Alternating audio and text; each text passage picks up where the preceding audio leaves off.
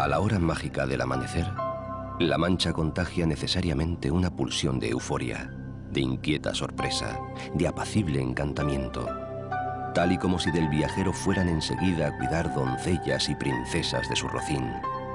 Que eso fue lo que sentía Don Quijote, el habitante más augusto de estos territorios, cuando inició una triple expedición que no pudo remediar su locura maravillosa, solo contagiarla a los demás.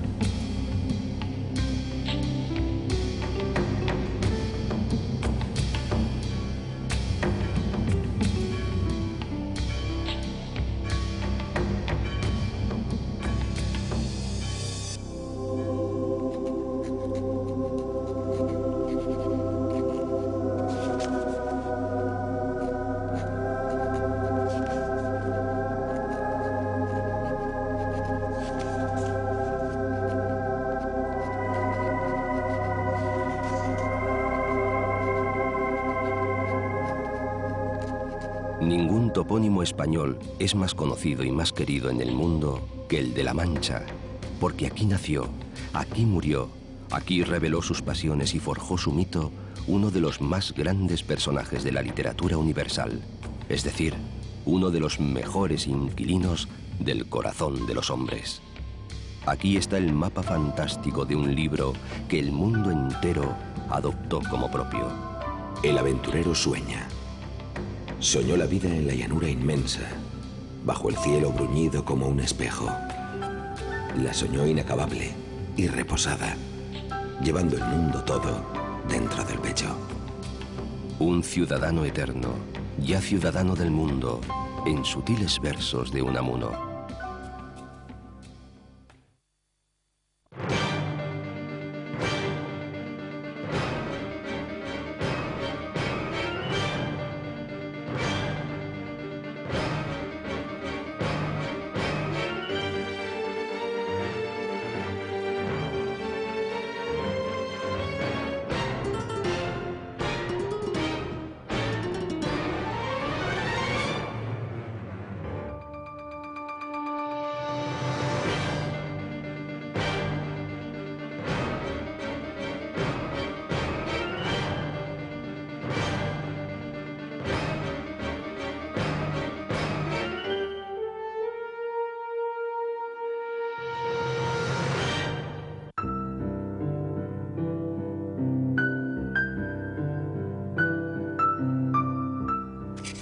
Quiso llamarse Don Quijote de la Mancha, con que a su parecer declaraba muy al vivo su linaje y patria, y la honraba con tomar el sobrenombre de ella. 8 días enteros tardó el hidalgo en dar con ese nombre que alcanzaría fama universal. El padre, el imaginador de las hazañas y malaventuras de aquel caballero de la triste figura, conocía sin duda muy bien estos vastos territorios de la meseta sur de la península ibérica. Paisajes sin límites precisos entre Toledo, Ciudad Real y Albacete, y todavía más al sur, hasta Sierra Morena en realidad.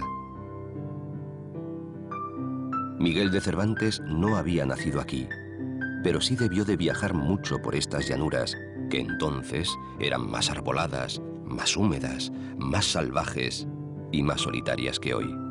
De hecho, nunca habla en su libro de tierras yermas y estériles, ni de paisajes desolados.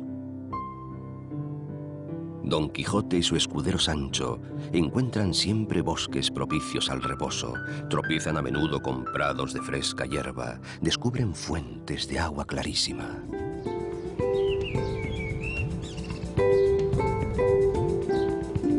Si en la realidad no existió la persona del ilustre e inolvidable caballero andante, la verdad de su patria física sí es firme y duradera. Deliberadamente Cervantes eludió una geografía precisa y concreta. Juega con nombres, revuelve caminos, altera topónimos, confunde paisajes.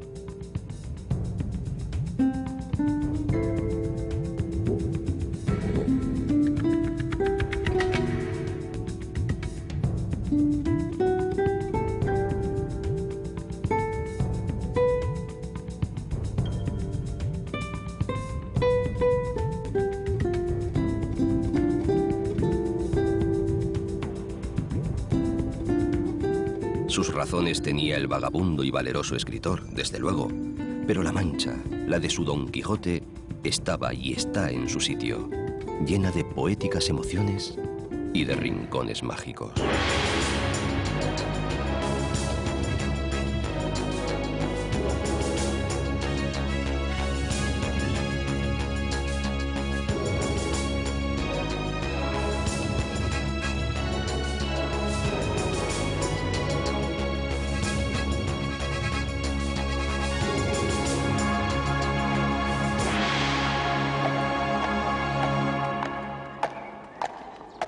¿Ves allí, amigo Sancho Panza, donde se descubren 30 o pocos más desaforados gigantes con quienes pienso hacer batalla y quitarles a todos las vidas? Dio de espuelas a su caballo Rocinante, sin atender a las voces que su escudero Sancho le daba, advirtiéndole que sin duda alguna eran molinos de viento y no gigantes.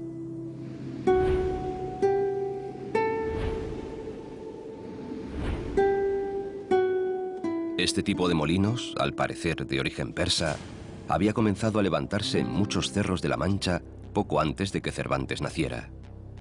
Eran, por lo tanto, una curiosa novedad a mediados del siglo XVI. Sigue asombrando aún su prestancia, su hermoso porte en poblaciones como Consuegra, sobre todo los que se asientan en el Cerro Calderico, mirador fastuoso sobre la que Azorín llamaba llanura ancha, llanura infinita.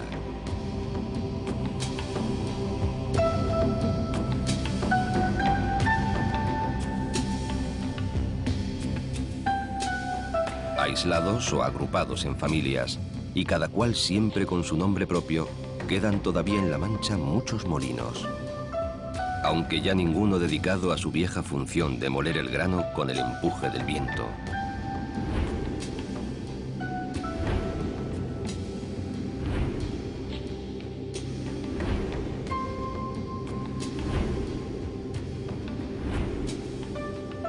Los de la villa antigua y famosa de Consuegra, la que guarda recuerdos romanos y celebra cada mes de octubre su rica cosecha de azafrán, poseen sin duda una elegancia especial, ya que son vecinos de uno de los más imponentes castillos manchegos.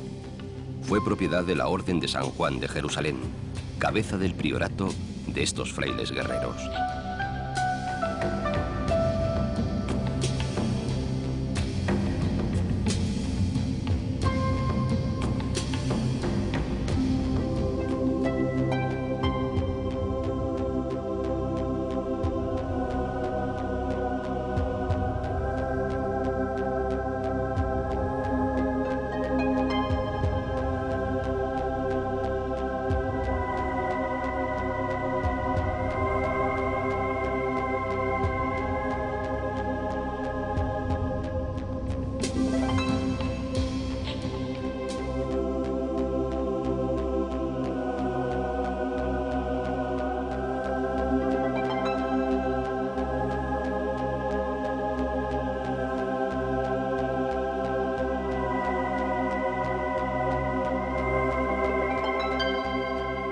Caballeros y molineros poseían desde luego uno de los sitios mejores para contemplar el mundo y alegrarse en él.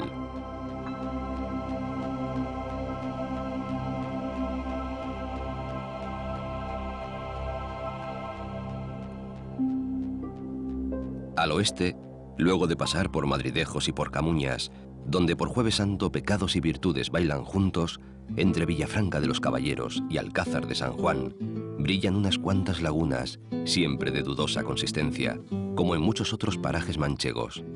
Lagunas que alimentan en secreto al río Guadiela y al misterioso Guadiana. Cuando el agua abunda en sus lechos, se pueblan de hermosas aves o de sudorosos bañistas. Y si no, al menos sus lodos medicinales alivian o curan ciertas dolencias de los peregrinos que a ellas llegan.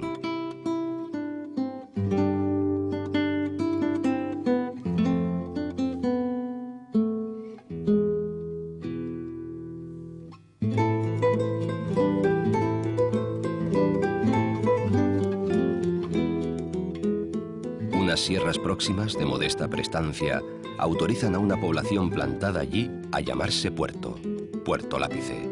En tiempos de Cervantes se llamaba el lugar Ventas del Puerto Lápice, porque no era sino un conjunto de ventas, de mesones y de posadas en las que solían detenerse los viajeros del Camino Real que bajaba de Toledo.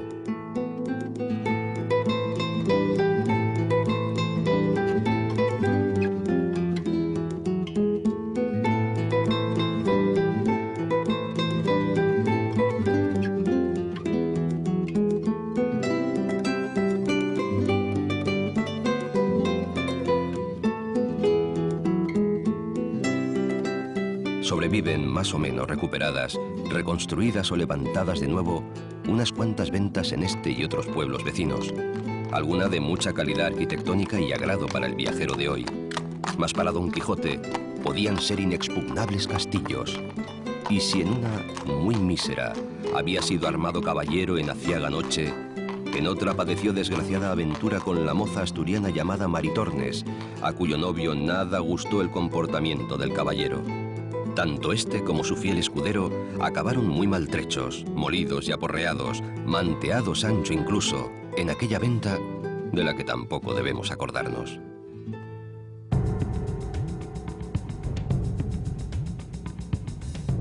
Puerto Lápice era un caserío dependiente de Herencia, que hace 400 años era ya un poblado de postín. Y en la misma calzada romana que iba de Mérida a Zaragoza, un pequeño caserío de paso y orígenes celtíberos acabó convirtiéndose en Alcázar de San Juan. Alcázar por haber sido fortaleza mora, de San Juan por los caballeros que la habitaron luego desde el año 1186. Lo mismo que aficionados de otras 20 poblaciones españolas atribuyen el hecho a las suyas, mucha gente de Alcázar de San Juan ha argumentado siempre que fue en esta ciudad donde nació Miguel de Cervantes, no en Alcalá de Henares.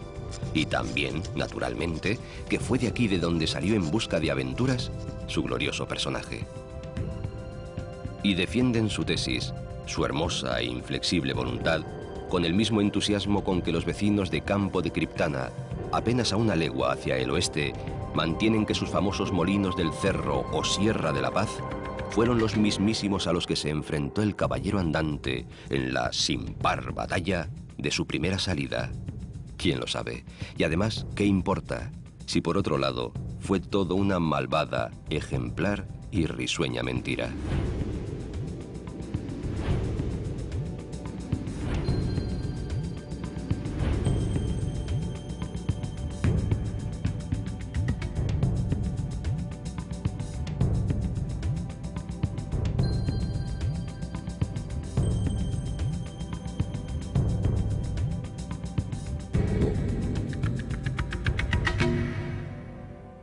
La furia de los tiempos ha ensalzado y arruinado mucho a estos vigorosos y espléndidos molinos, de los que ahora sobreviven 10. Insólita corona de una villa con muchos otros méritos y encantos.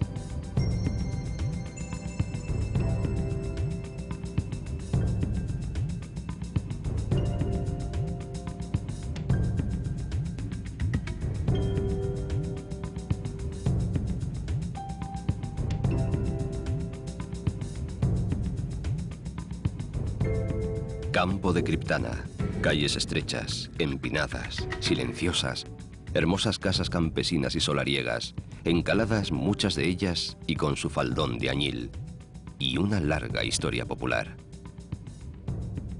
Cualquier población manchega que se precie, honra y venera sus propios molinos, sean antiguos o modernos.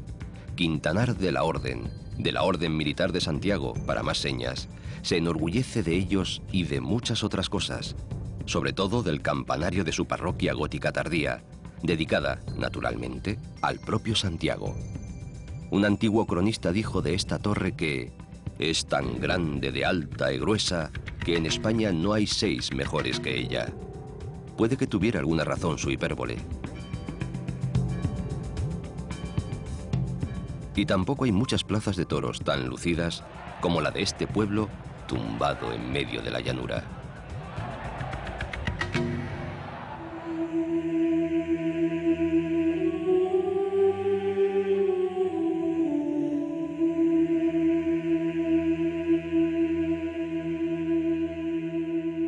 Sucesos más grandes y asombrosos, eso sí, ocurrieron no muy lejos, a una treintena de kilómetros al oeste, ahora provincia de Cuenca, en un pequeño monte al que el rey Pedro I consideró bello.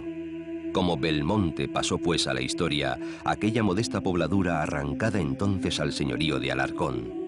No apostaría nadie hoy si es más bello e imponente el pueblo mismo o el fulgurante castillo que tiene enfrente, en el Cerro de San Cristóbal. La historia y la fantasía, la quijotesca sobre todo, se dan la mano para tejer un tapiz tan complejo como asombroso.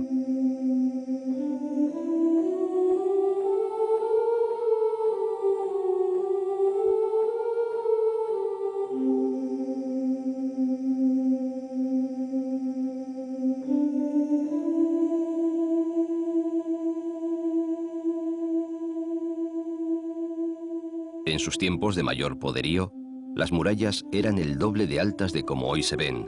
La torre del homenaje añadía hasta 9 metros a los actuales. Fueron los reyes católicos quienes por precaución mandaron rebajar tan altas defensas. Los muros y los aposentados de este fiero edificio encierran desde luego tal cantidad de historias que daría pavor asomarse a ellas.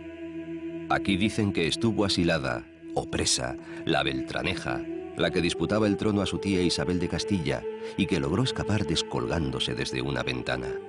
Y aquí vivió, ya viuda, la emperatriz Eugenia de Montijo, cuando perdió el trono francés su marido Napoleón III. Luego cedería el castillo a frailes dominicos franceses, que al irse se llevaron casi todos sus grandes tesoros.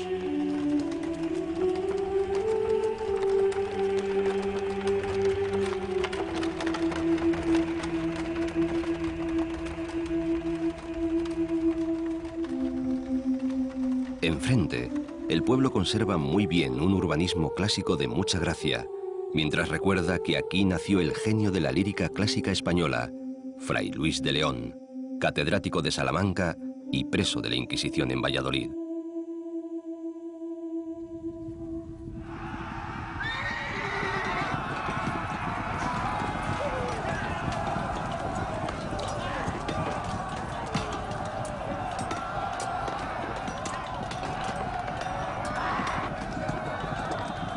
Por el castillo de Garcimuñoz se añade a la larga lista de importantes nombres otro más, enaltecido y glorioso, el de Jorge Manrique. Intentaba asaltar sus muros, peleando en favor de la princesa Isabel, cuando le atravesó el cuerpo la lanza de un soldado de los de Villena, seguidor de la Beltraneja. El inmenso poeta autor de las coplas moriría poco después en el vecino pueblo de Santa María del Campo Rus. Nuestras vidas son los ríos que van a dar a la mar. No había cumplido 40 años.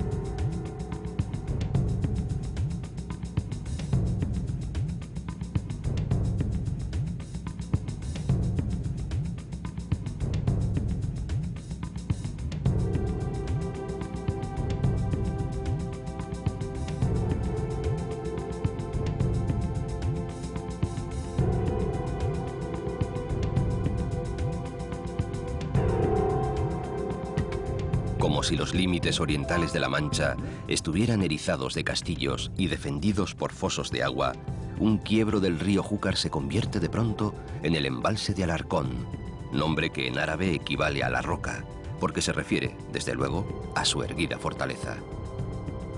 Tenía yacimientos ibéricos y romanos. Consiguió recuperarla para los cristianos Alfonso VIII, unos años después de conquistada Cuenca.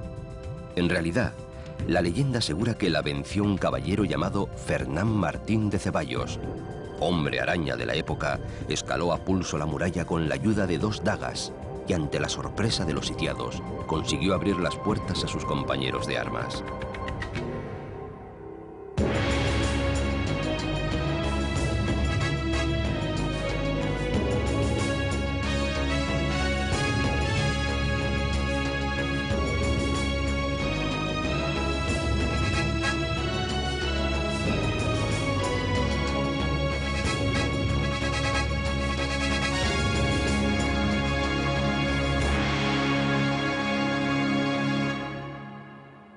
Fue este pequeño, sólido y hermoso castillo residencia muy querida del infante don Juan Manuel, el poderoso sobrino del rey sabio que escribió aquí parte de su abundante obra.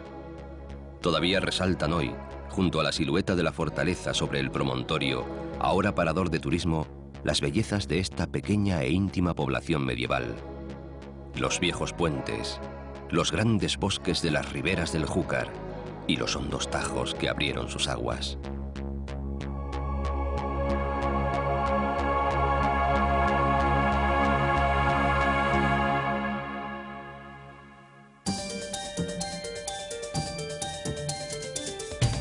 Y la gran capital de la llanura, Albacete.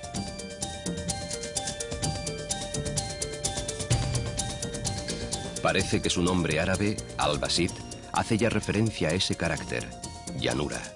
Pero entonces era solo una alquería, y cuando se apodera de estas comarcas el rey Fernando III, en el año 1241, la capital manchega no era más que una aldea con el único mérito de encontrarse en un buen cruce de caminos. Una aldea que aguardaba a que el inevitable marqués de Villena le echara una mano de apoyo. Pero todo sucedió sin muchos esparavanes históricos. Cuando Cervantes se divertía y lloraba escribiendo el Quijote, y cuentan que anduvo por aquí de transeúnte en una posada de la calle del Rosario, Albacete albergaba a unos 5.000 habitantes. 3 siglos más tarde, en 1900, alcanzaría apenas los 20.000, y eso que en 1833, con la reestructuración administrativa que crea la provincia, el raso poblado había adquirido ya honores de capital. Tardaría todavía siglo y medio, prácticamente hasta hace unos 40 años, en calzarse su apetecida dignidad y en rodearse de los elementos de trabajo y riqueza como para empezar a ser respetada. Y no solo por sus navajas.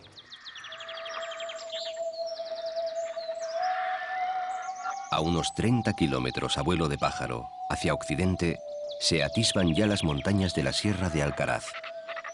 Comienza a extinguirse la gran llanura manchega, aunque no sus historias.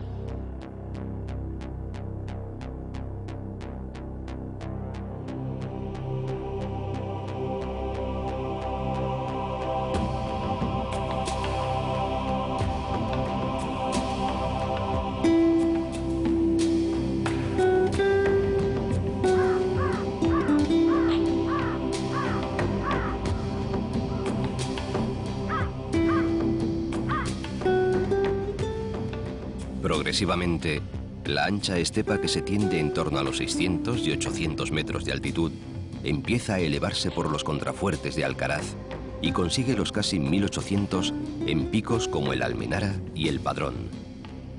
Se trata de una sierra verdadera, no muy extensa, pero bravía, y tan hermosa como poco conocida, pero debió de estar poblada ya desde el Neolítico, a juzgar por los vestigios hallados en sus dominios.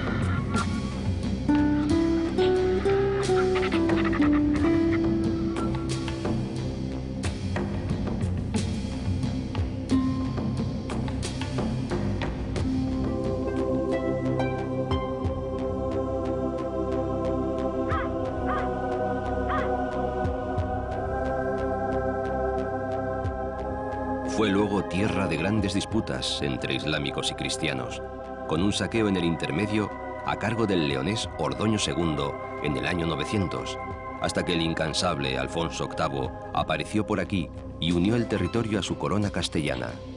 Le ayudó mucho el arzobispo de Toledo, que mandó derribar todas las mezquitas, menos la mayor de Alcaraz, a la que convirtió en iglesia.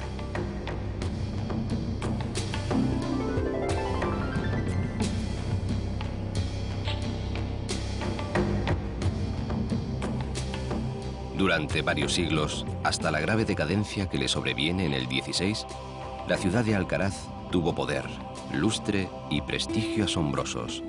Asombrosos en relación a lo que hoy conserva. En el cementerio de este pueblo, y siempre con una misteriosa flor encima, incluso de plástico, se alberga la tumba de un legendario personaje que en 1907 fue abatido a tiros por la Guardia Civil cerca de Alcaraz. Era uno de los últimos bandoleros andaluces, Francisco del Río. Lo llamaban el Pernales.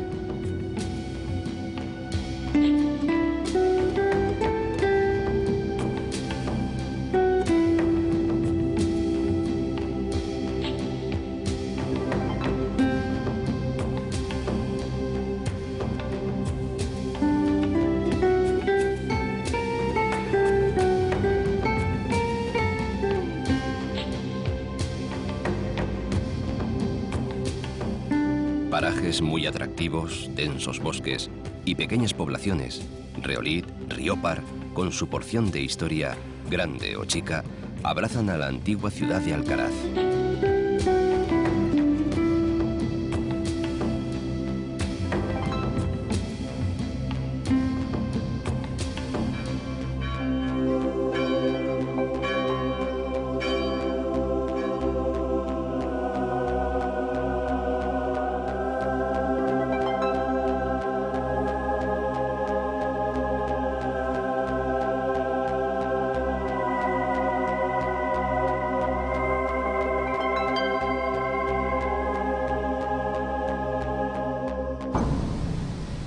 A 8 kilómetros al sur, se oculta, pero ya sin éxito, uno de los parajes más insólitos de España.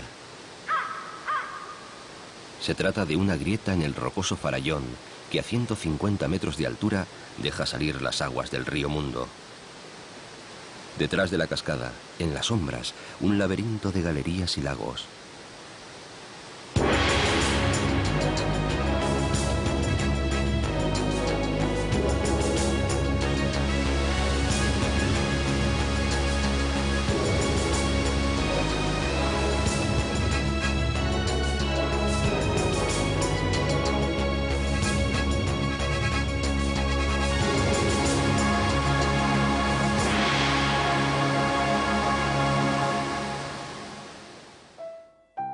Más o menos cuando Don Quijote y Sancho cabalgaban para esconderse en Sierra Morena, entre los baldíos que cruzaban se estaba construyendo un lujosísimo palacio de estilo italiano y con intervención de artistas italianos. Era su dueño, amante de aquellas soledades, el almirante don Álvaro de Bazán, marqués de Santa Cruz, capitán general del mar Océano, rayo de la guerra, según Cervantes, el que había ganado a los turcos en Lepanto y el que no podría después terminar de organizar la desdichada Armada Invencible, porque tropezó con la muerte.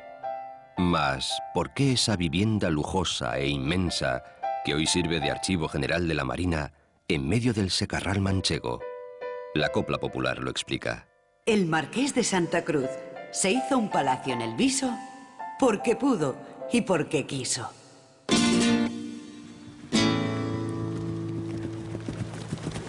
Quieren en este punto y orden Don Quijote y Sancho esconderse en la Sierra Morena y salir de la misma por otro lugar alejado de donde los busca la Santa Hermandad, la Guardia Civil de la época, para volver a su pueblo. Su grave delito había sido librar a una pandilla de pintorescos y desdichados personajes condenados a galeras.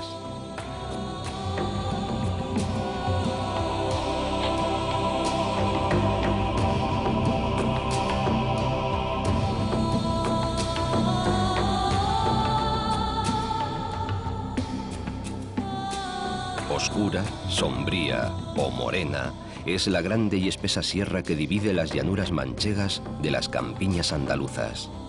Incluso Sierra Negra la apoda humorísticamente Cervantes, y parece que fueron los romanos los primeros que así la contemplaron, gusto que el poeta Machado alabaría cuando enseñaba en Baeza. Paso difícil y peligroso antaño, incluso para los ejércitos, escondite famoso de bandoleros. No lejos de estos pagos estaba el de José María el Tempranillo, contrabandista y bandido, al que la leyenda ha querido considerar bueno y generoso.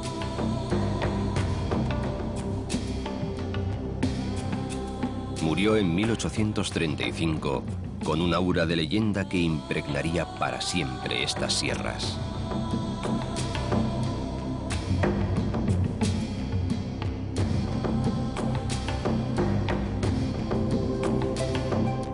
El caballero Don Quijote, escondido en estas alturas, decide imitar a su ídolo, Amadís de Gaula, y practicar aquí penitencias y ayunos.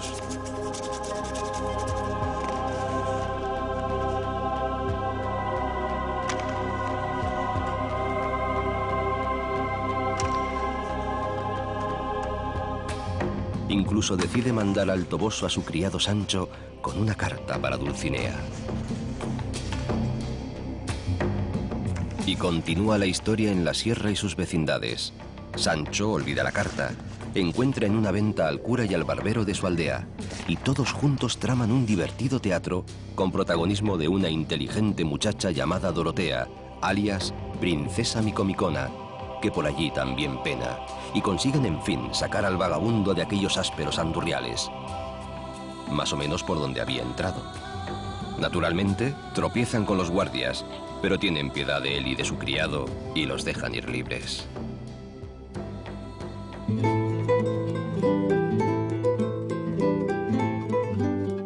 Y libres van hacia el norte, hacia la mancha de sus correrías, hacia Valdepeñas.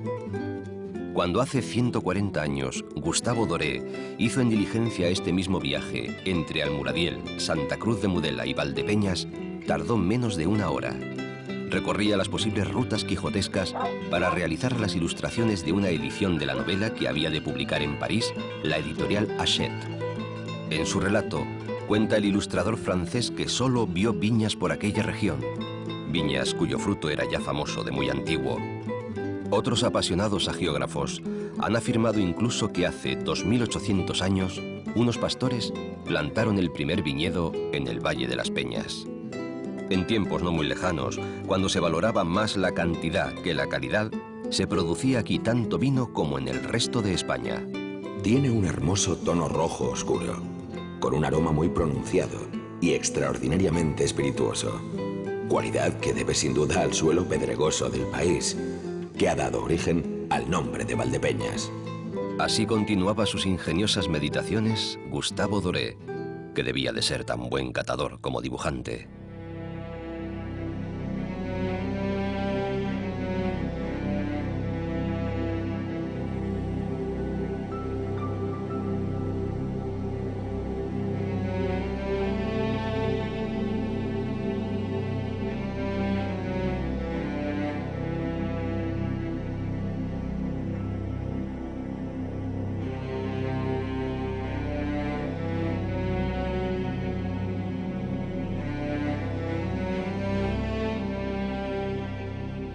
Pero, como se ha dicho, la tradición viene de antiguo, y siglo a siglo, los vinos de Valdepeñas llegaron a ser los predilectos de la corte de los Austrias, y durante el siglo XIX se comenzaron a exportar grandes cantidades a Rusia, a Cuba, a Filipinas, y con el nacimiento de la botella, a los 5 continentes.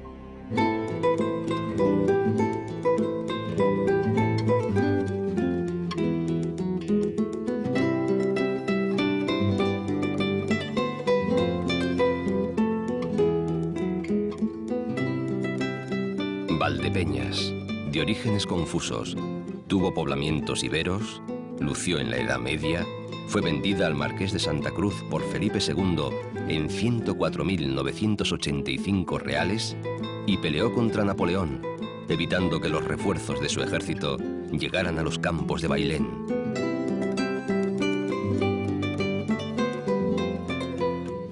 Es tierra de perdiz roja, buen queso manchego y sigue siendo la gran capital del vino.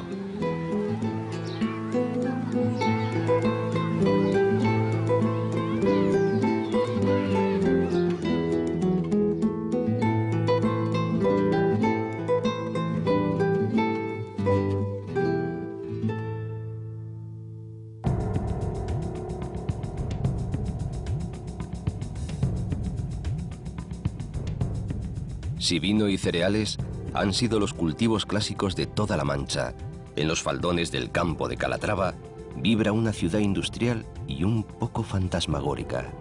Se sitúa además al borde de suculentos y hermosos praderíos, como si una nueva civilización se sobrepusiera a otra pastoril y tradicional.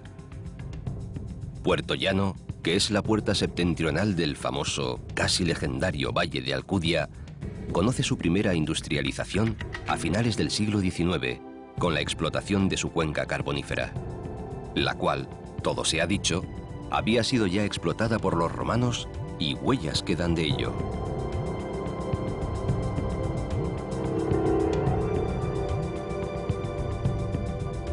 Poco después de terminada la Guerra Civil, se iniciaron las instalaciones de un complejo petroquímico que cambió radicalmente el carácter de la población.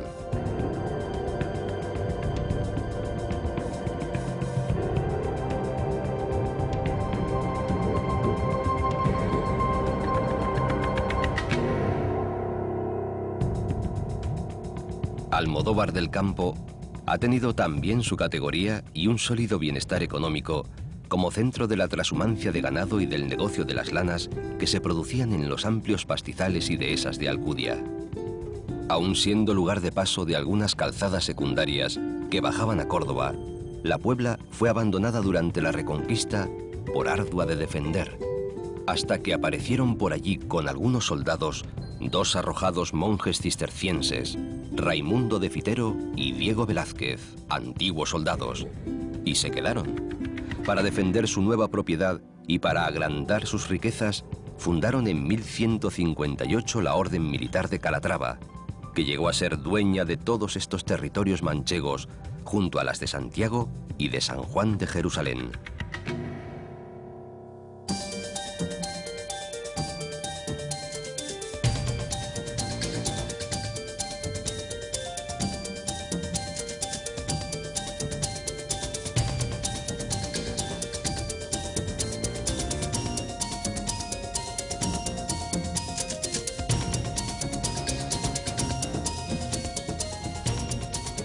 La capital administrativa de todos estos territorios manchegos occidentales es Ciudad Real. Modesta, tradicionalmente adormilada y apacible, la llegada de los trenes de alta velocidad le ha permitido adquirir un repentino y asombroso desarrollo en todos los campos. La Villa Real fue mandada construir por Alfonso X el Sabio, con murallas, 120 torreones y abundancia de iglesias y mansiones señoriales.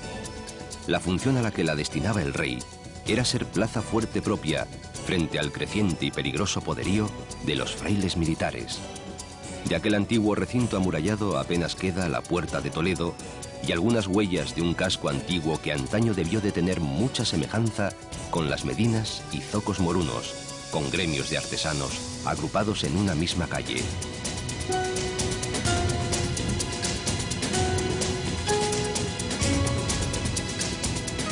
Sancho Panza, al parecer tan sabio en vinos como Gustavo Doré, descubre y elogia con entusiasmo el que le ofrece en una bota el escudero del Caballero del Bosque. Oh, y de puta bellaco. ¿Y cómo es católico? No es deshonra llamar hijo de puta a nadie cuando cae debajo del entendimiento de alabarle. Pero dígame, señor, por el siglo de lo que más quiere, este vino no es de Ciudad Real. Esa es la única referencia explícita que Cervantes hace a la patria capital de sus personajes.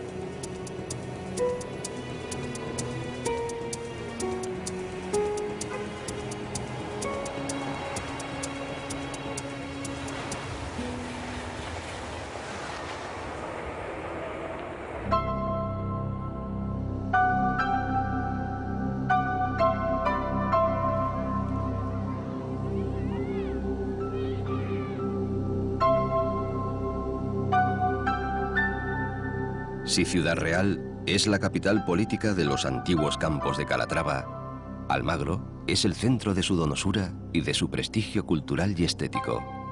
Sin duda la villa más elegante de la provincia.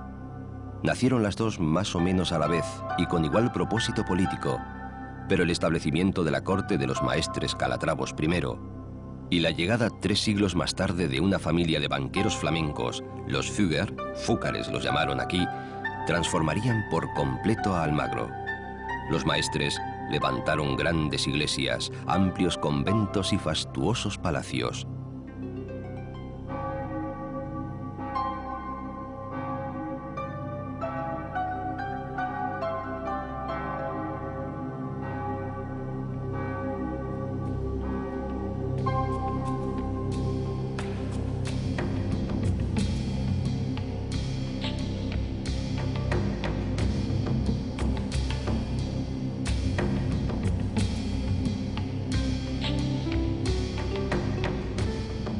Los emigrados centroeuropeos se dedicaron sobre todo a la explotación de las minas de mercurio, con lo que reunieron una fortuna enorme.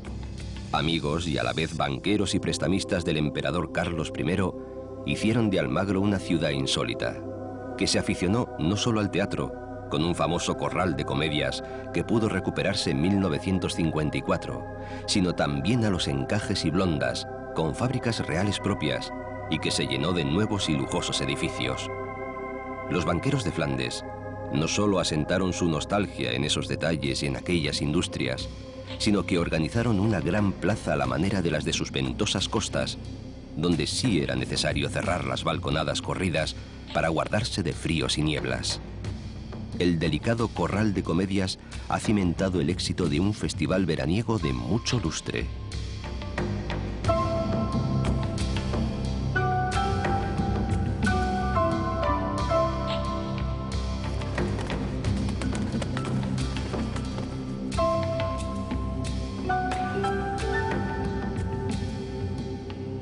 El hijo más ilustre de la ciudad, Diego de Almagro, el que conquistó Chile, está representado a caballo en un frondoso rincón, al final de la plaza, como organizando la vida lenta, ordenada, sutil y apacible de esta preciosa población manchega.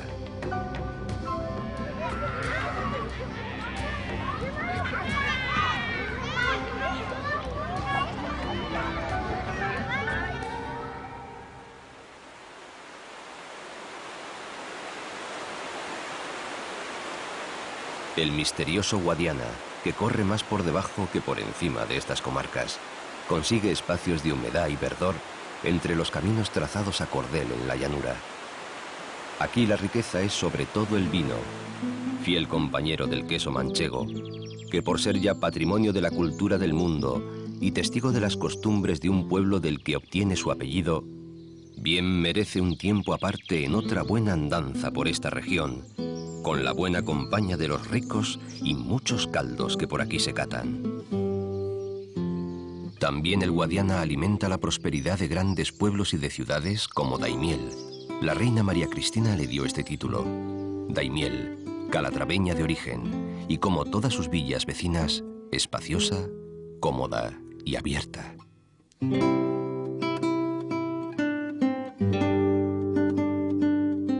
Alguna fama debe sin duda el pueblo a Las Tablas, extraña región de lagunas, charcas y canales que se ocultan entre ondulantes lomas y suaves páramos. Se juntan dos ríos que viene cada cual por su lado, como es natural.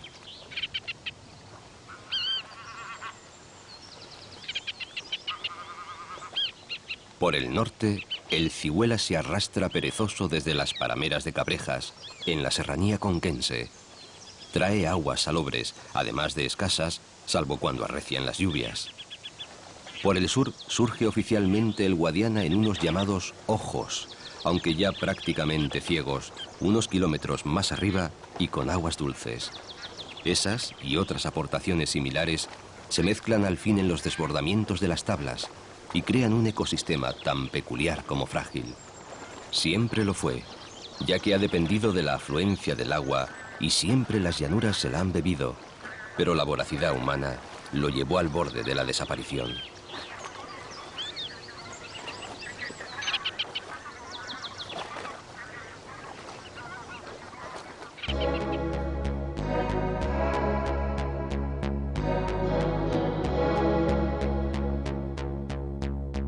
Donde sí puede descubrirse la existencia del Guadiana, aunque de manera también insólita, es en el corazón de los campos de Montiel, en la represa del embalse de Peñarroya, junto a un castillo de origen árabe y la ermita aledaña.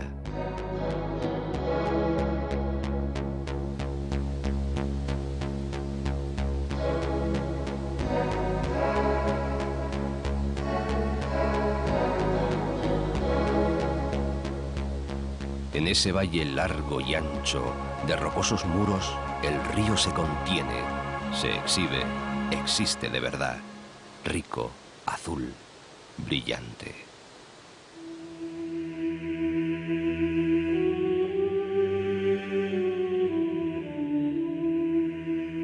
Y también un poco más arriba, en las 15 o 17 lagunas de Ruidera, depende de cómo se cuenten, parque natural de única e insólita belleza. Produce tanto estupor como alegría esta sucesión de lagunas que se vacían las unas sobre las otras en una caída de 120 metros de desnivel y a lo largo de 25 kilómetros.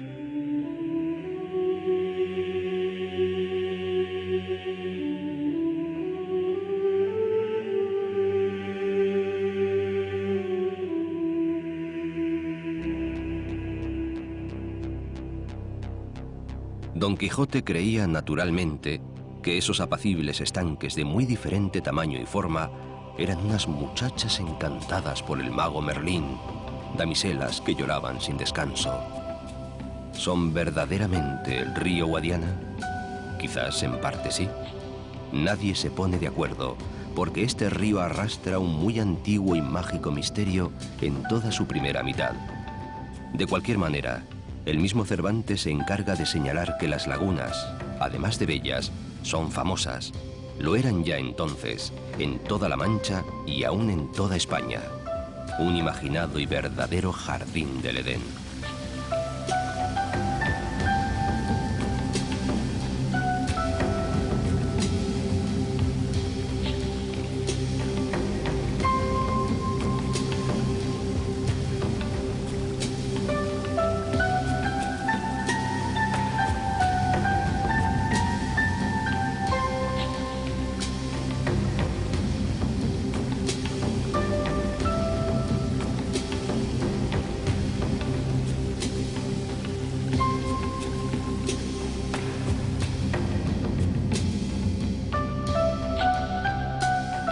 Por encima de ellas, en un paraje silvestre de encinas, sabinas y enebros, entre tierras y piedras rojizas, se esconde la humilde cueva de Montesinos, donde el genio de Cervantes despliega todo su poder en una de las aventuras más emocionantes que vive su personaje, al que allí conduce como guía turístico un erudito estrafalario que el autor llama el Primo.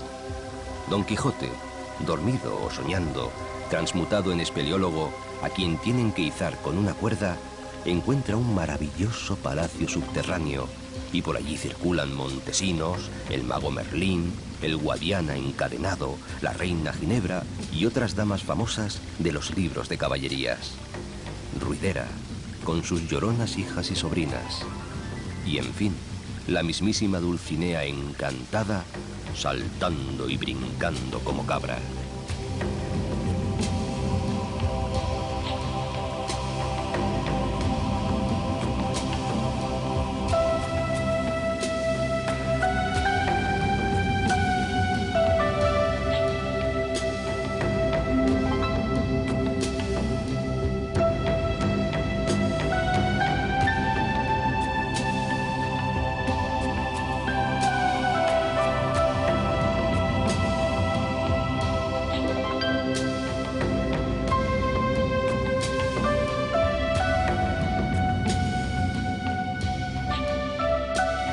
Los espléndidos paisajes que esconde la hondonada del Rosario de Lagunas se han llamado Ruidera por el sonido que hacen las cascadas al saltar los escalones de piedra.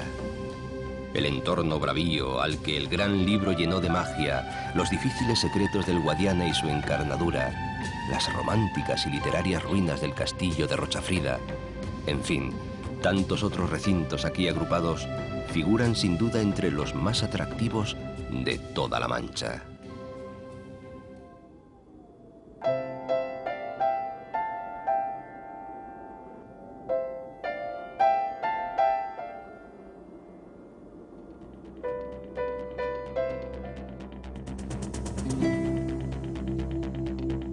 Donde hay clara memoria de la estadía de Cervantes es en Argamasilla de Alba, aunque a la postre con gran disgusto del escritor. Todavía cuentan algunos lugareños, como este, que trabajaba por aquellos confines como comisario de los diezmos y de la pólvora, y que, por recaudador de impuestos, no era bien visto ni apreciado, lanzó un piropo a una hermana del marqués don Rodrigo Pacheco cuando salían de misa. El exsoldado Miguel tenía ya fama de mujeriego y de aficionado a pendencias. De modo que, muy enfadado, el marqués mandó que lo encerraran en la bodega del alcalde Medrano. Fue en esa cueva donde, sin otro argumento que la fantasía, cuenta la tradición que el escritor comenzó a componer su novela.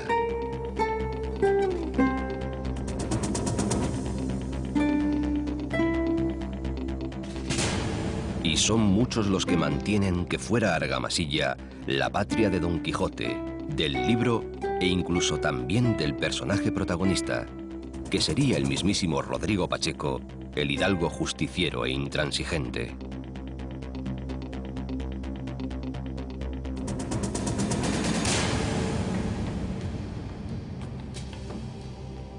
No lejos de las lagunas del Retamar y la Nava, el pequeño pueblo de El Toboso se enorgullece de ser el topónimo más citado en el Quijote, mojón imprescindible de la grandiosa historia. Y todo porque allí naciera una labradora llamada Aldonza Lorenzo, nombre que en su tiempo era feo e indigno, pero que su loco enamorado sustituyó por otro que no desdijese del de él. Aquella mujer, aquella fantástica entelequia, se convirtió pues en la gran señora y princesa Dulcinea del Toboso, objeto permanente de los pensamientos y los anhelos del caballero andante.